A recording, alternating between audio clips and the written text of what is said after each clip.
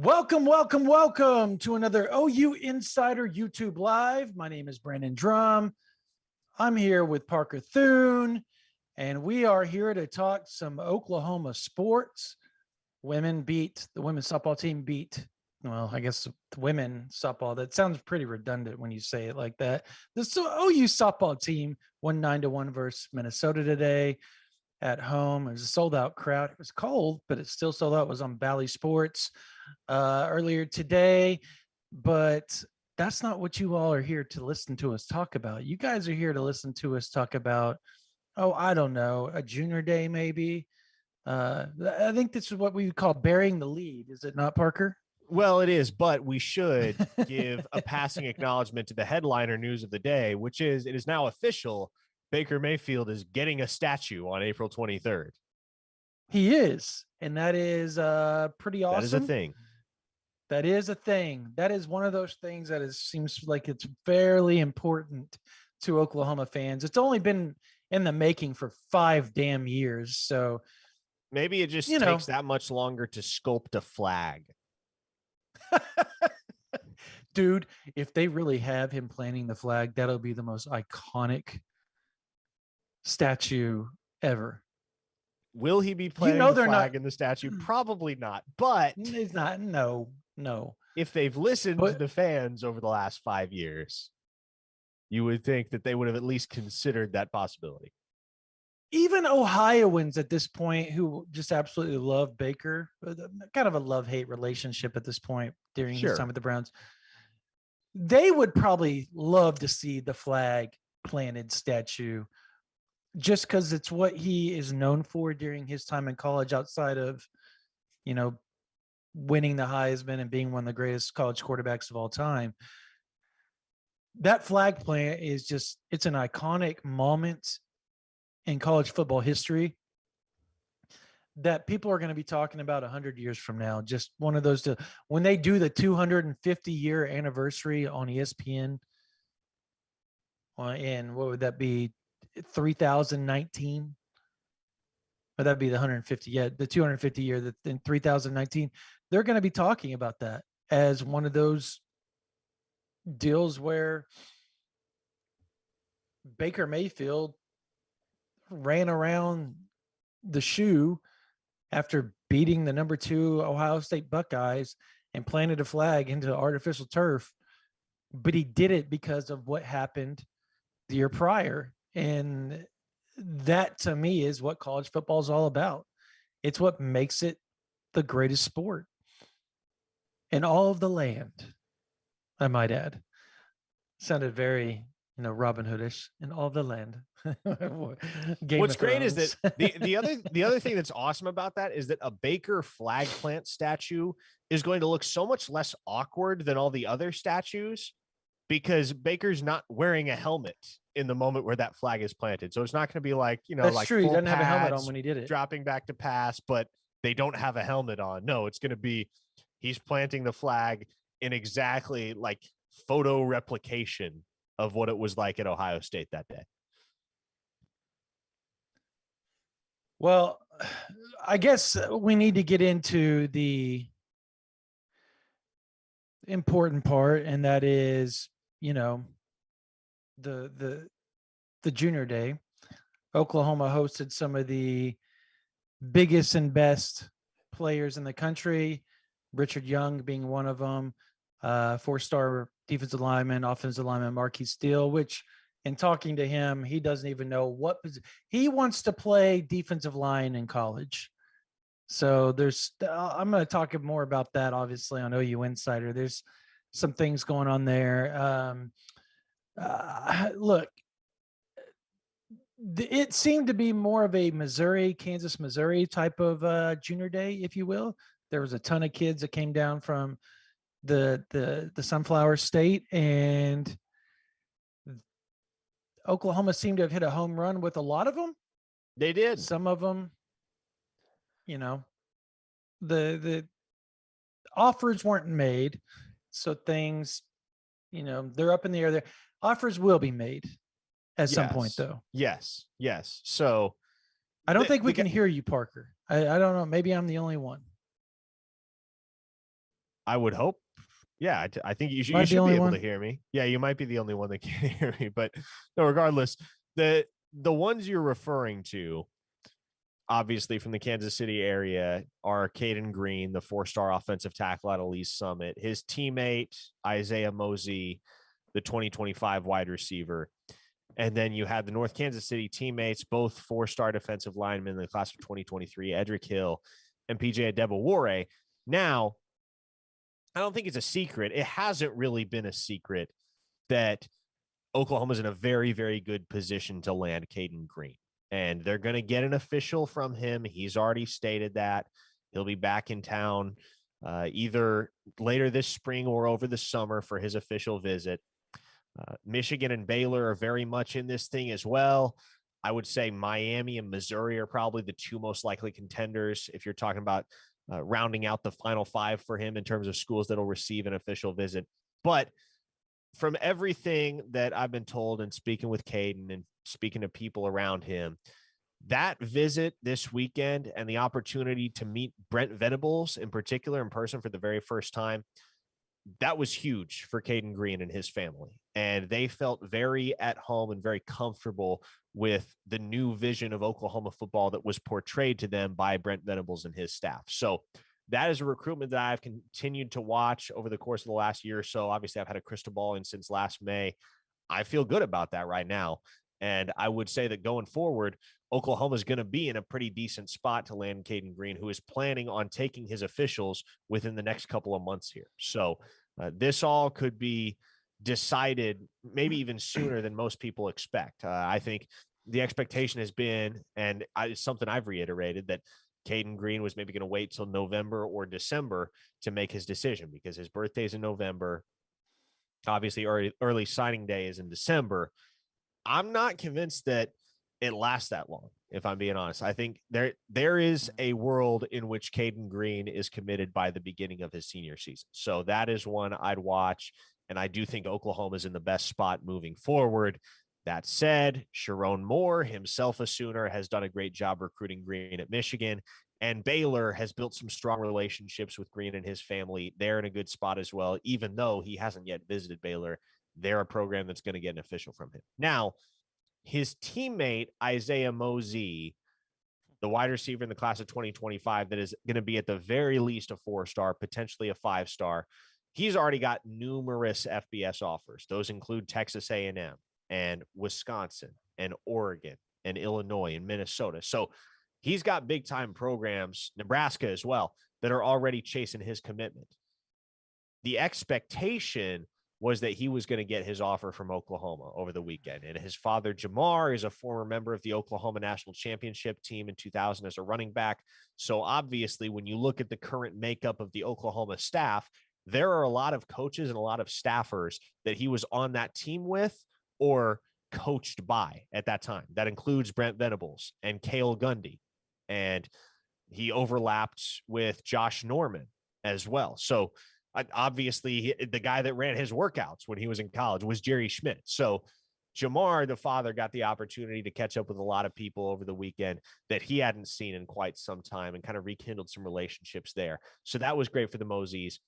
Obviously, what they weren't aware of heading into the visit was that under Brent Venables, Oklahoma has a protocol that they've instituted where you're not eligible to receive an offer until you have 3 semesters of high school transcripts. That naturally doesn't make Mosey eligible to receive an offer from Oklahoma until next spring at the earliest. So they kind of felt like in the aftermath that that visit was kind of not necessarily empty, but they maybe didn't get all they came for because there was the expectation, particularly when you look at Mosey's offer sheet at this point in time, and you look at the fact that there are a couple offers out to 2025s at Oklahoma from the old staff or early in the Venables regime before the full staff took place. There was an expectation on that end that Mosey was going to get his offer. That didn't happen. They weren't too thrilled with that, but I also, from what I've been told, from what I know, it's not the type of thing that is going to be a fly in the ointment in the long term. It's just the type of thing where there was some miscommunication heading in, some expectations that weren't met, but at a certain point, it's all going to be water under the bridge. And There was a lot more good than bad that came out of that situation. Now you move on to the North Kansas City guys. Edric Hill didn't get his offer, at least not yet, the four-star defensive lineman. So that said, he was really impressed with Oklahoma, and he didn't go with the expectation that he was going to get the offer. It wasn't the type of thing where he was walking in and he figured, okay, well, if they don't offer me, then I'm never showing up again.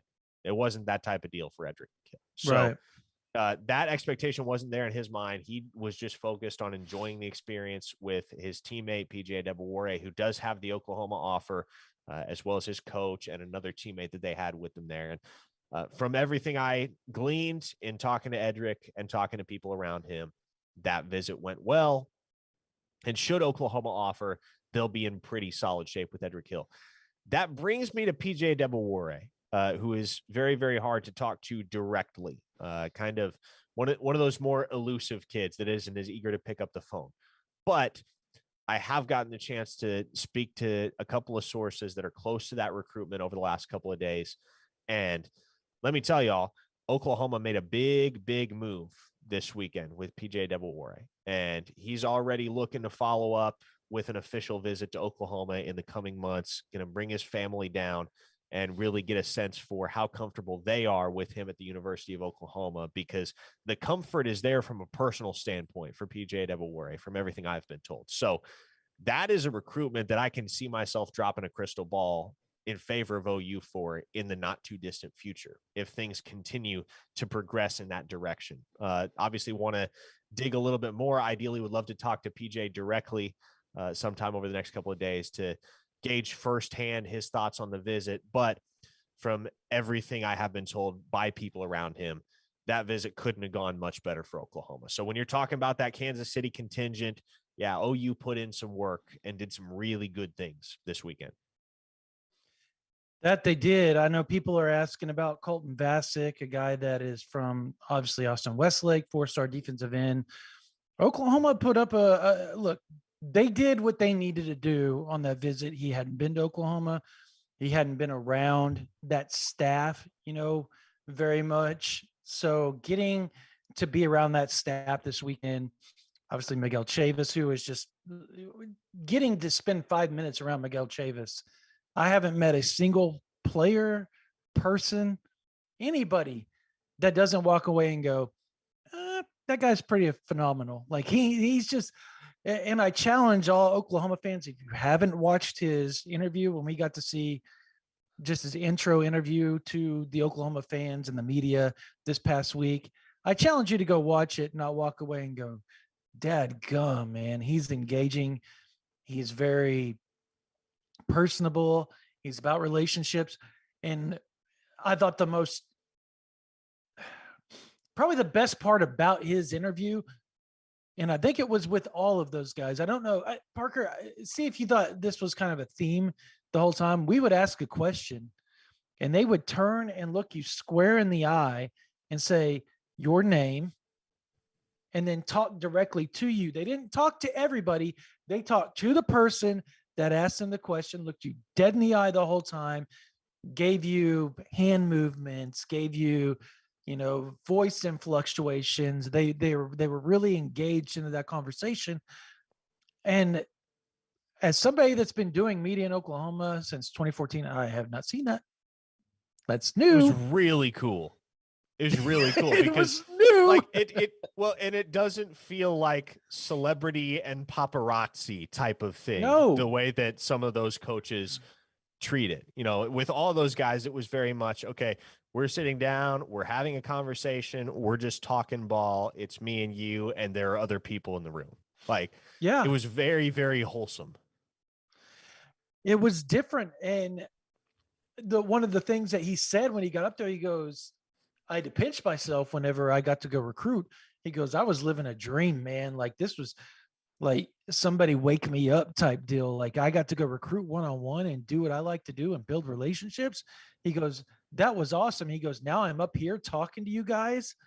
Like this is a dream come true to him. Like he enjoys the conversations, the media, like, and the whole staff does. And that was different. And I was talking to a university person, and you and I had this conversation, Parker, off between me and you earlier. And remember, I asked him, I said, is this different than the previous regime? And he said, they get asked to do a lot more than the previous staff did because the previous staff just wasn't all into the media type deal. And they say no more than the other staff did because you obviously more requests, more chances to say no. You don't have enough time to fulfill all the requests. But he said the one thing that makes them different is whenever Brent Venables or that staff is doing an interview or they're with somebody in the media, or it doesn't matter, a player, person, doesn't matter. They have 100% of their attention, and that is where it's at. And they make you feel like you're the most important person in the room. You're the most important person in the world. And I think as fans, they could go 8-4. And I know this is going to sound crazy, but after the fans get to know these coaches, it's going to be hard for them to absolutely hate them, even if they go 8-4 or 7-5 in the season, just because of the type of people. It's kind of going to remind everybody, and I hate to say this, it's kind of like the John Blake, kind of how he was with the media, just very engaging. And I know everybody's like, oh, no, we'll hate them. That's unacceptable. It is unacceptable to have those type of, I'm just saying from a relationship standpoint, you just can't. Siri, Brandon Drumm says Brent Venables is going to be the next John Blake. Send tweet. I did not say that. He's going to win a lot of games, and I have them probably winning the Big 12 next year. So, well, let's stop there. I know people are going to.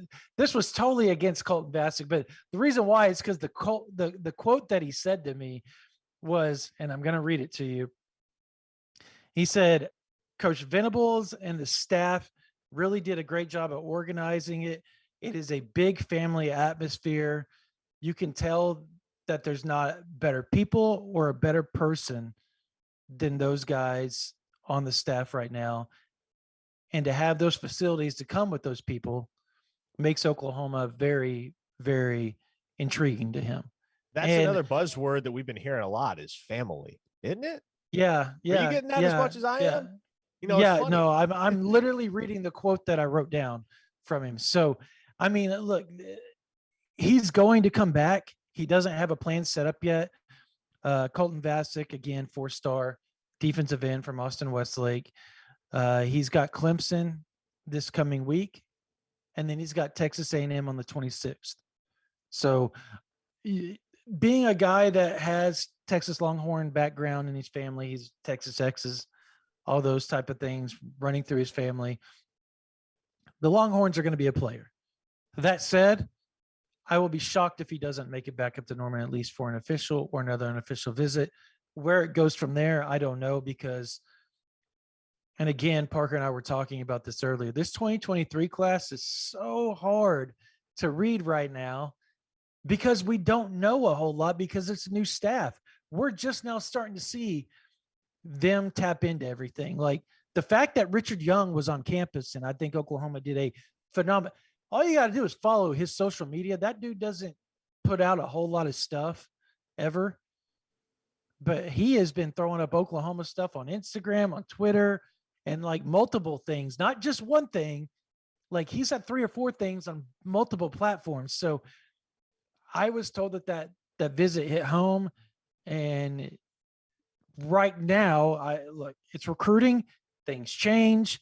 I always want to preface that. Right now, an official visit, a return. He even told me that in Miami. He said, look, if I like Oklahoma, I'm returning for an official visit. Like, because they're already up there as one of my top schools. Obviously, Ohio State, Alabama, Florida, Miami, Georgia. Like, Alabama's the leader. I want everybody to understand that with Richard Young. His family's from Alabama. That staff has been in on him a lot harder than everybody else, a lot longer. And that's just the way it is. I know other people are asking about Levius Overton. I'm not ready to say a lot yet, but what I can say is to expect an official visit near the end of April. Take it for what y'all will. I'll leave it at that. Expect an official visit around the end of April. Now, what is around that time? You all do the math on that and figure that one out. It's pretty simple. what was the other questions that people asked? I think we have a bunch of stuff. David Hicks, another guy that Parker and I have gotten to know quite a bit. I've been down to see him already. I'm going down to see him again this coming week. Going to get to see him again at the combine. Oklahoma's in a prime spot for him. I think this thing turns out to be A&M Oklahoma. I would probably give A&M just a slight lead right now, but how fast Oklahoma's closing that gap, and it was a sizable gap for a long time. And Coach Todd Bates has really, really done a great job with that, and David Hicks. So I could see Oklahoma continue. And you also have to take in consideration, one, his dad has known Coach Bates for a long time, like a very long time. Two, Chad Morris is their head coach at Allen. Somebody remind me who Chad Morris coached with at Clemson. Who would that be? You kind of spoiled it when you said at Clemson, Brandon. But well, he coached with Brent Venables at Clemson. Yes. So there's a relationship. As a matter of fact, Coach Morris actually told me this when I was down there. When Venables moved to Clemson, and obviously Chad, well, during their time at Clemson, when Chad decided he was going to come out to SMU and be the head coach, Venables bought Coach Morris's home in Clemson. So I think that's the home that his family's at right now. So I think that's another interesting little connection between the two. And then there was another question about Derek LeBlanc. He announced, along with Malik Bryant, and obviously along with Peyton Kirkland, 4-star offensive lineman out of Orlando, Dr. Phillips High School, somebody that I've gotten to know super well. As a matter of fact, was exchanging texts with LeBlanc's father and Peyton Kirkland himself last night. Look, I don't expect those guys to go to the same school.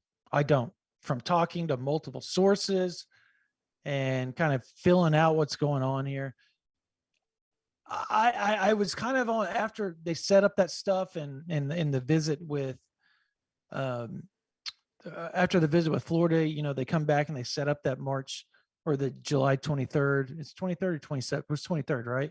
Siri, Brandon says Oklahoma's getting either Derek LeBlanc or Peyton Kirkland, but not both. Send tweet. Yeah, no. I think Florida is in a good spot for Peyton Kirkland. Alabama and Oklahoma are right there. He hasn't gotten to visit those guys yet. Peyton Kirkland's going to visit Oklahoma on June 3rd through the 5th. Obviously, Derek LeBlanc's coming up in 2 weeks to Oklahoma and going to spend 4 or 5 days there, depending on how you want to look at it. Obviously, he's flying in on the 24th, going to fly out early 29th, 28th, late 28th, early 29th right now. People I talk to, Oklahoma is still very confident in Derek LeBlanc. There's some connections there that are just deep, and it just is what it is. Y'all saw the photos, right, of him with the lady, Derek LeBlanc, last time he was there. That's his trainer's sister, who just so happens to be the assistant volleyball coach for Oklahoma. And that connection, the fact that Coach Bates is such a dynamic recruiter, I still like Oklahoma's chances with Derek LeBlanc. I'm not ready to put in a crystal ball yet, but the further you get away from the Florida visit, and then obviously he's going to be visiting Miami this weekend, the further he gets away from those type of visits and gets to spend more time in Oklahoma. He's already spent 4 days last time he was on a trip in January, at the end of January, heading into the dead period. Now he's going to spend another 4 or 5 days in Oklahoma at the end of March, literally 2 months to the date he's coming back. So it's one of those deals where you follow the visit. In 2 months, you're going to spend over a week in one place. To me, that's Oklahoma's in a good spot with him. I think they're in a really good spot. I think as far as Lebbeus Overton goes, like I said, I expect a late spring official visit from him in late April. Don't want to discern the dates. I'll let him say the dates or whatever. But yeah, that I don't know. I still kind of lean towards A&M or Georgia. But again, Todd Bates, the relationship that he has with that family it's hard to beat from what I'm hearing. So we'll see. We'll see. I mean, look, Coach Robinson at Texas A&M has done a phenomenal job with Lebbeus Overton. I don't know where that's going to go. I know a lot of people feel A&M, and there's some people that think it's either, if it's not A&M, it's going to be Georgia, Oklahoma. Like that's kind of where everybody's kind of like, okay, it's not that, it's going to be one of these other two. Now Oregon has a shot. Dan Lanning, that staff is going to be really good at recruiting. They know they know the SEC territory. So, hey, and they know that Kansas City, Missouri territory really well too. So it's going to be interesting to watch the battles now, considering that it's like spread out. You got Lincoln and you got Lanning on the West Coast.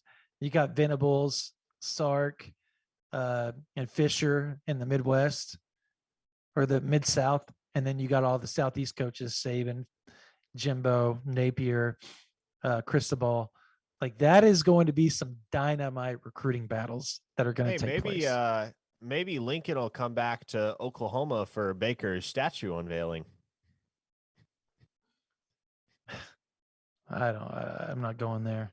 There's zero chance. There's zero chance. My goodness. Oh like, man. If I were in his shoes, I would legitimately fear for my life. Yeah.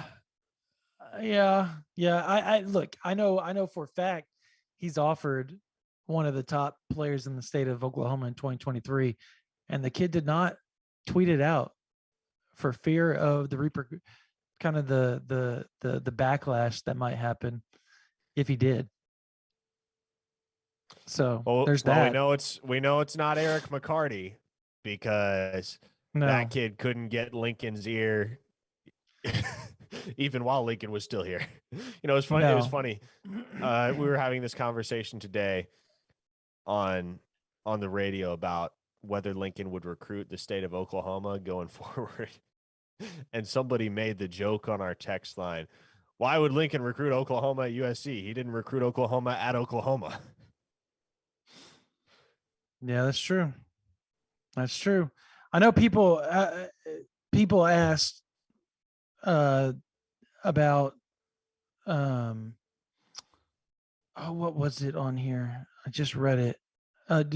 Travis Pinner asked if I think Brent Venables can win a national title at Oklahoma. 100%. I think it will happen. I think it will happen. Yes, I do. I think it will happen. And I don't. I if somebody asks me the over under on the next 5 years, I would say the under. I think I would be tempted to take the under as well. Yeah, no, I would. Yeah. I don't know. I just think the cupboard's not bare at Oklahoma. No, well, and that's the biggest one thing the about staff it too, did. Yeah. That's the staff didn't leave it bare at all. The previous staff did.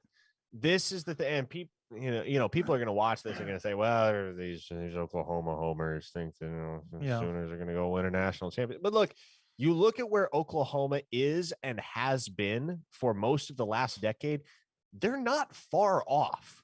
Like, no, saying Oklahoma is going they're close. And you ruined it. Go ahead. No, but like saying Oklahoma is going to win a national title in the next 5 years is not even half as far of a jump as it is to say a program like USC is going to win a national title in the next 5 years. Because as Bob Stoops mentioned a couple months back, Oklahoma is maybe 4 or 5 players away from winning a title. And they have been for years, 4 or 5 players. And so you get a staff that can recruit those 4 or 5 players that make the difference and that distinguish a great team from a championship team. You're going to get to the tip of the top. There's going to come a point in time at which you ascend to the zenith. And I don't think that time is far off. Can I say something real quick? This whole narrative that Oklahoma didn't recruit good defensive linemen. Did you just not watch the NFL Combine this week? There was plenty of elite Oklahoma. 3 of them were out there. They had 3 dudes in that combine, and all 3 showed out. So this whole narrative that they're not recruiting elite D linemen, that's BS. They still have Jalen Redmond returning. You have Clayton Smith. You got Kelvin Gilliam. You have Ethan Downs. Marcus, like these dudes were recruited by everybody in the country. Everybody in the country. Some of them were 5 stars on some of the, like Redmond was a 5-star on 247. Clayton Smith was a 5-star on Rivals. A lot of them, every one of them were top 100 players in the country. Like those are the type of guys you need to win a national title. And Oklahoma had them. They just rotated them. Play 3 downs, come on out and sit for 6. Makes a lot of sense to keep your best players off the field. We're totally going down a rabbit hole we don't need to go down. That's what this is for, though, is going down rabbit holes. I don't need to go down that. That they landed, and they were on the cusp of landing, like Zach Williams said. They literally had the coaching change not happen, Marvin Jones, Gabe Dindy, Derek Moore lined up in the 2021 class or 2022 class, excuse me. Yeah. Jamar Cain was about to do something special, and he will do something special at LSU. It's just, that matters a little less to OU fans now. Yeah. And look, at the end of the day,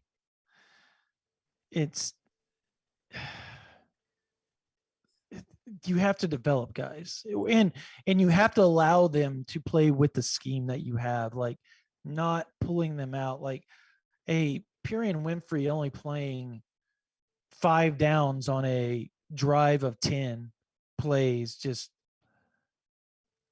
that just doesn't sit right with me. Now I get, say the offense stalls out 3 and out, and you set him to start the first couple plays coming back on the field to give him a little bit longer of a break between the long drive that they were just on.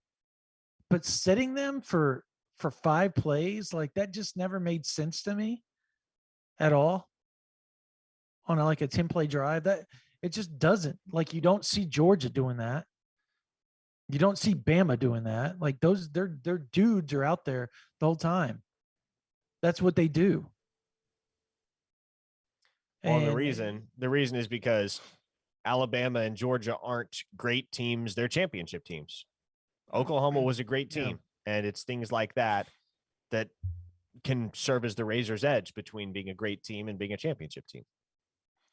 This whole Jason said Dindy was always going to A&M. Don't kid yourself. He most certainly was not going to A&M. Had Calvin Thibodeau been kept on staff, he was going to be a Sooner. I know that for a fact because I was at his commitment. He committed on national television to Oklahoma, and both his parents went to Oklahoma. As a matter of fact, they didn't even want him to decommit and flip. They wanted him to stick. The problem is that when the Clemson staff became Oklahoma staff, they wanted him to be an inside guy. Oklahoma was going to let him start out as an outside guy, and if he grew into a 3-tech, which we all knew he was going to do when he got on campus, they were going to move him inside, but they were at least going to give him the shot during the spring to be a defensive end. And things just happened. But look, he would have been a Sooner. Like, that kid was Boomer Sooner through and through. That's why everybody had a crystal ball for him to Oklahoma for 3 years, myself included. Like, Wilt Fong had him for a long time. I had him for a long time. Parker had him for a long time. Everybody that knew that recruitment had him going to Oklahoma. So coaching change screwed everything up. It happens the same with Marvin Jones Jr. Same thing. Kid was coming in the day that Lincoln Riley left was the day before Marvin Jones Jr. was flying in to commit to Oklahoma. He was going to come in on a Monday. Riley left on a Sunday. Plane tickets were bought. He was going to stay a couple of days, commit, and then come back and sign with Oklahoma on National Signing Day. It is what it is. The problem is he and his dad were paid that church. That's not true. Okay. I'm not going there. All right. Anyways. They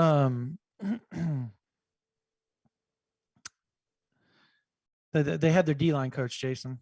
The D-line coach that recruited him was still there. Isaiah Robertson, right? Robinson? Elijah right? Robinson? Elijah Robinson. Yes. Yeah, Elijah Robinson's still there. Elijah Robinson got everybody. He got everybody this year. He's got the easiest job in the world right now with all the talent they have on the defensive line. Yep. My goodness. Well, we'll see. We'll see when the transfer portal starts opening it up in about a year. Yeah, well, that's fair. They'll lose a few. Yes, they are. Yes, they are.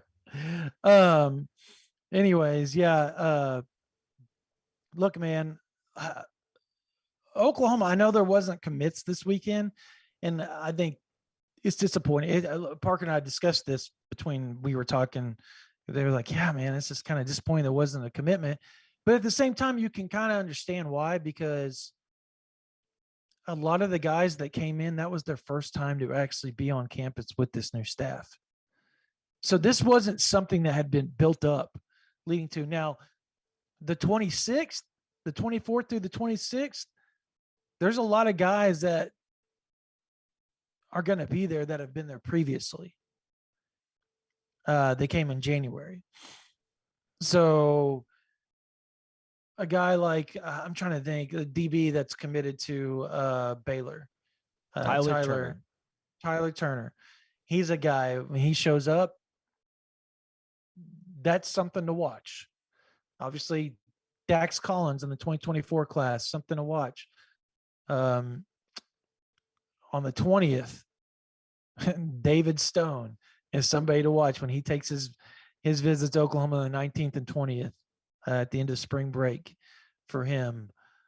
Trying to think of somebody else that is kind of Derek LeBlanc, 24. Now, obviously, he's not going to commit because he's got that July 23rd date and all this stuff. Like, there's a lot that can happen there between the next 4 months, obviously, but that's something to watch. Like, he's somebody to watch. T.A. Cunningham really likes Oklahoma a lot. Somebody to watch. Caden McDonald. I know somebody asked about him. There's people around Oklahoma that think he's one of the top nose tackles in the country. And he's got connection upon connection to OU. He was supposed to be here this past weekend. It didn't look like Jackson Arnold was going to take a visit. He ended up showing up. His mom had a funeral to go to. One of her close friends passed away. So they pushed it back to the 24th through the 26th or 7th, and they will be there then. And if you haven't heard the connections, Parker, if you want to go through them, I can go through them. It doesn't matter. The list is long. Okay, well, let's start with Ted Roof, who's from that area, from Gwinnett. That's connection number one. Close friends with their head coach. Yes. Close friends with their head coach. There is the Brandon Hall connection, which is, and you're gonna have to make sure I have this correct because it gets a little he coached his brother at Troy. He coached his brother. Yep, there it is, at Troy. For 2 years. Yep. Okay. And then you have his brother's a senior this year. Yep. So then you have the fact that he played Little League ball with Jackson Arnold back when Jackson Arnold lived out there. Yep. And they're still close. You have, and what am I spacing on here? Trey Morrison. Is his there it is. Brother's best friend. Correct. And then his mother is from his mother is from Western Arkansas on the border of Oklahoma, Texas, and Arkansas. Uh, her whole family still lives out there. So obviously, if he came to Oklahoma, it would be a 3-hour drive for them to be able to watch him play every Saturday. So there's a lot of connections there. Five of them. 5 connections. And the fact that he's known Coach Bates for years and was really close with Clemson before Bates moved over. That seems to be a theme. If y'all haven't noticed, like T.A. Cunningham, Heaven Brown Schuler, Derek LeBlanc, David Hicks, David Stone, like all these guys were super close with Coach Bates. He moves over to Oklahoma, and those relationships blossomed even more. By the way, talking to somebody who knows Todd Bates well, the word that I heard used was relentless. He is a relentless recruiter, and you are starting to see the fruit of that in the 2023 and 2024 cycles. Yep. By Job, we got a question about By Job. Obviously, I know By Job very well. I was just at his area finals game, going to see him tomorrow during the first round of state. Oh my God. There's a lot going on there. He likes Miami a lot. He likes Alabama a lot. He likes Georgia a lot. Penn State and Oklahoma. I was going to name Vanderbilt, if I was going to name the programs that he's really high on, those would be it right now. Penn State, because it's up in the Northeast. He's got a cousin from Senegal that lives in Jersey. So that's an easy drive for them to be. Now, Miami, nobody around him thinks that's a fit. Like 0 people think that's a fit. And yet he still likes Miami and Cristobal a lot. So we'll see if he takes that visit or not. The warm weather really intrigues him, being that he's obviously from Africa. It just speaks to him. Alabama, Georgia, national titles, winning. That's very important to him. And then Vanderbilt, with the academics, the fact that they have a couple of coaches that are not from America originally, so they understand him being a foreigner, kind of an implant type guy. There's a relationship there. They get each other. Then you have Oklahoma. Now, the previous staff didn't offer him, and he held a grudge about that for a while. Now, does it make sense that the new staff gets kind of the bad juju, I guess, from it? No. But he's finally coming around to that idea that they don't deserve anything because they weren't the ones that didn't offer him. They offered him fairly quickly after they got to Oklahoma. Now, Coach Chavis has a really good relationship with his family, has a really good relationship with By Job. By has shut down his recruitment completely right now. He is focused on the state title. He actually sent a text out to every staff and said, whenever his state tournament's over, he will open everything back up. He'll let them know that he's ready to start talking again. But right now, he hopes they respect that. They can send him edits and all that type of stuff, but he's not going to respond. He's going to focus solely on the task at hand, and that is winning a state title, because he's not going to play basketball next year. He's graduating early. So he wants to enjoy this last time. He's got his brothers, obviously, the Bonds, the two Bond kids they're his brothers. So he's focused on that. As far as a visit, look, the C4 guys are coming up on the 26th. I fully expect By Job to be there with them. He even said, he goes, man, I've been there a bunch. I don't know if I should. He goes, but if all my friends are going, I'm going to go. So we'll see if that visit takes place. Right now, I would expect By Job to be there on the 26th. And I'll know one way or the other if he doesn't. And if that plan changes one way or the other, I'll have it probably before everybody else, because he tells me basically everything that's going on. But yeah, the Oklahoma's in a good spot for him. I still think he ends up at Oklahoma when it's all said and done. Look, NIL is an important aspect here. It's not the most important. It's not even top 5, but it's a part of that recruitment. And his story, being from Norman, going to OU, coming in from Senegal, having that rough life, his mom passing away when he gets over to America, not being able to tell her goodbye, all that type of stuff is going to make him very endearing to the OU fans, which means he's going to be able to profit off that and off his likeness very quickly. And so I think that in turn could be a big piece for Oklahoma to use later on down the line whenever it gets to that point. So drop the crystal ball, Brandon. Not ready to do that yet. I think he ends up at Oklahoma, but he's not from Oklahoma originally, so it's really hard for me to, it's not Jacoby Johnson, which I need to put a crystal ball in for. I've needed to do that for like 6 months, and I keep forgetting to do it. There's like, I know where he's going. Like he's going to Oklahoma. I'll handle the next question if you want to go do that right now. Fair enough. Okay.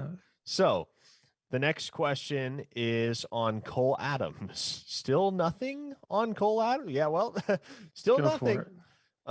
He visited Alabama this past weekend. I do need to catch up with him on that visit because obviously a lot of people are going to be curious to know just how well things went, particularly for a guy from the state of Oklahoma, plays at Owasso. He's got the Alabama offer. He's got a Tennessee offer. He's got a Texas A&M offer. It seems like he's starting to pick up every big offer regionally except OU. And now here's what I want to say about this situation. My feelings are kind of twofold, but also of the same mind in a certain sense. Follow me on this. On the one hand, I do think it is inexcusable for a guy as good as Cole Adams to escape state lines. That's a guy that should have an offer from the University of Oklahoma because he's good enough to play anywhere. And if you need evidence of the fact that he's good enough to play anywhere, consider that he has a committable offer from Nick Saban. Nick Saban. Now, that said, I also think Oklahoma is in a position where they don't have to bet the farm on getting Cole Adams. If they don't offer Cole Adams, they're going to be just fine at the wide receiver position. But my concern is if you prioritize other guys over Cole Adams, guys that might be good football players in their own right and might turn out to have a lot of success at the University of Oklahoma, that's all fine and well. But what's going to happen if Cole Adams goes somewhere like Alabama and becomes a multi-year 1,000-yard receiver and ends up playing in the NFL one day, and it's still a recruitment that people are talking about 15, 20 years down the road and wondering why in the world did Oklahoma not jump on that kid when everybody and their uncle knew that he wanted to be a Sooner and everybody else was jumping on him at the exact same time. So to me, this boils down to the philosophy that you heard Bob Stoops echo a few weeks back. And it made the rounds on social media, and I'm paraphrasing here. But essentially what Bob Stoops said is that if we're going to take a chance on a guy, we would much rather take a chance on a guy from the state of Oklahoma because there will be a lot more leeway granted if that kid gets to the University of Oklahoma and doesn't pan out than there will be if we recruit the same caliber player from somewhere like California or Florida or Washington, D.C. or the Pacific Northwest, and they get to campus and don't pan out.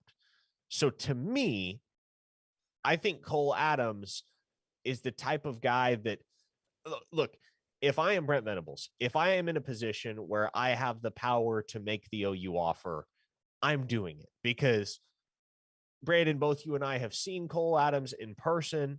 We've gotten the chance to watch him several times. He is that dude. He is a 5'10" kid who plays the wide receiver position like he's 6'3" or 6'4", freakishly athletic, can do everything required of a wide receiver and everything required of a return man. He's just a football guy. And I know that's a broad term that's kind of a buzzword these days, but Cole Adams is just a straight up football player, kind of reminiscent of Drake Stoops in that capacity. I do think he has a higher physical ceiling than Drake Stoops, but he's a guy that just gets the little details of the game and understands where to be, how to position his body, how to extend. how to run routes. He's so precise in what he does, and that's what sets him apart. That's the reason why he's one of the few guys his size that has become a nationally regarded football recruit.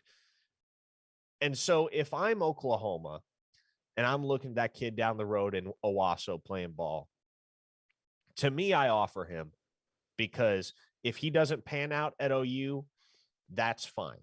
But if you bring in another 4-star guy, another 3 or 4-star guy that doesn't pan out at OU, and Cole Adams goes somewhere else and lights it up, that's something that people are going to remember. They'll remember that, and they'll hold that against you. Wes Welker.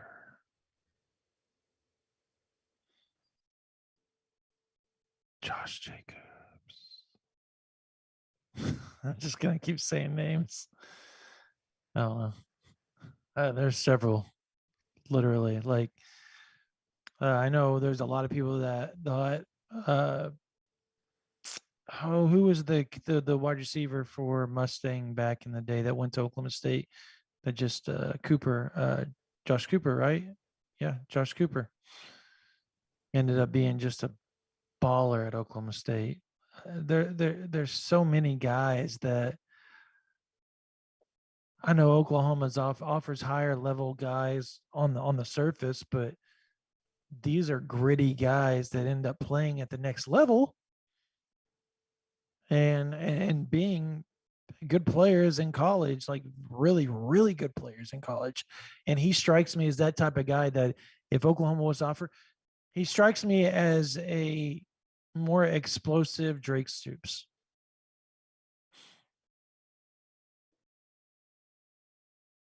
Is that fair? Because he's tough. I He's think tough that's like Drake. fair. Yes, he's very tough. Well, and you have to be when you're that size, right? You have to have some element of toughness. But he's got that game. 10.65 in his 100-meter, though, that he claimed his name. He can fly. He can fly. And that's what distinguishes him from a lot of guys his size, not just the toughness, but the speed. All right, Brandon, we are running up against the 9 o'clock hour. So anything else we need to hit? Look, spring break's rolling around. We'll dig and see if there's going to be some visitors this weekend before spring break hits. Obviously, at the end of spring break, David Stone's coming in on the 19th and 20th. That is going to be big. It's something to watch if you're an Oklahoma fan. Don't sell yourself to the point like it's 100% going to happen, but sell yourself to the point that if you follow the social media, you kind of understand that things could really, really, really take place if the visit goes just right. Like it's to that point. The guy went to 5 games last year. He's been to campus so many times, and he just loves Oklahoma. So he's a guy that I would watch closely moving forward. And then his teammates showing up. Stacey Gage will be there on the 26th. Like that March 26th date, there's going to be a lot of 2024 guys, and I think Oklahoma really hits their stride recruiting in 2024. But I was told today, do not sleep on Oklahoma in 2023. They're going to shock a lot of folks at the end of the day once this new staff gets established and really starts getting the juices going for them. So they've got if they can just get 1 or 2 commits to happen, the momentum, who knows where it goes from there. So we'll see. I think Peyton Bowen's another thing to watch here, just long term. And we're leaving folks on a cliffhanger with that one. Well, I'm just saying, because his teammate is obviously Jackson Arnold. Yeah. And if he doesn't make it back up to Oklahoma for a visit, I will be shocked. Yeah. At least one more. No, the rationale makes a lot of sense. And I think it's something a lot of folks will be well advised to keep one eye on, because the Jackson Arnold did not visit Alabama means something this weekend. He did not visit Alabama this weekend. Was very close to visiting Oklahoma again. Just timing didn't line up just right. So we'll see if he makes it up on the 25th and 26th. And if you want more on the Peyton Bowen situation and all the visitors that Oklahoma did host over the weekend, 50% off OU Insider VIP right now, Brandon. That is right. 52 dollars gets you 1 year. That means you're going to get all the way through spring. You're going to get the next junior day, everything that's going up, all the official visits during spring. You're going to get that Levius Overton stuff that, we were talking about, the uh, Champion Barbecue in June, the evaluation period in May, where the coaches are out on the road, hitting up offers, rolling out, getting kids to come in on campus and check it out again in May. July, at the end of July, will be another big recruiting time. The last 2 weeks of July, when they have the other Champion Barbecue and lead up into the fall practices. You got obviously the spring game rolling around, Baker Mayfield stuff. Like the season's rolling around with Brent Venables' first season. First National Signing Day in December, second National Signing Day in February. You'll get all that leading up till the middle of March of 2023 just for $52. I mean, that's better than $53, excuse me. That's better than 108 that it costs if you pay 100%. So that's 50% is well worth it, in my opinion. Give it a shot. Give us a try. We've been growing like weeds, man, like so fast. And we can't thank you guys enough for that. We've been hitting record after record as far as page views as well. And that's all thanks to you, Oklahoma fans. You guys make it work for us. And you guys are the reason why we get to go out and do the traveling. We get to do all that stuff because of you, and bring back the information to you guys each and every day, each and every week on OU Insider VIP. If not, sign up $1 for the first month, $9.95 afterwards. A lot of people like to do that. Give us a shot. Then they upgrade to that 1 year during another promo, which is fine by us as long as you're on OU Insider talking to us, asking us questions, doing the chats and all that type of stuff. We love to see the interaction and stuff like that. The board is busy as all get out. So again, $53 gets you a year right now. Limited time ends tonight. Actually, tonight it is over, and I've got notes dropping tomorrow morning on a bunch of stuff we didn't talk about on here that you guys are gonna like. Yeah, give us a shot. $1 for the first month, $9.95 afterwards. But that's gonna do it for this version of the OU Insider YouTube Live. For Parker Thune, my name is Brandon Drumm. You guys have a blessed night.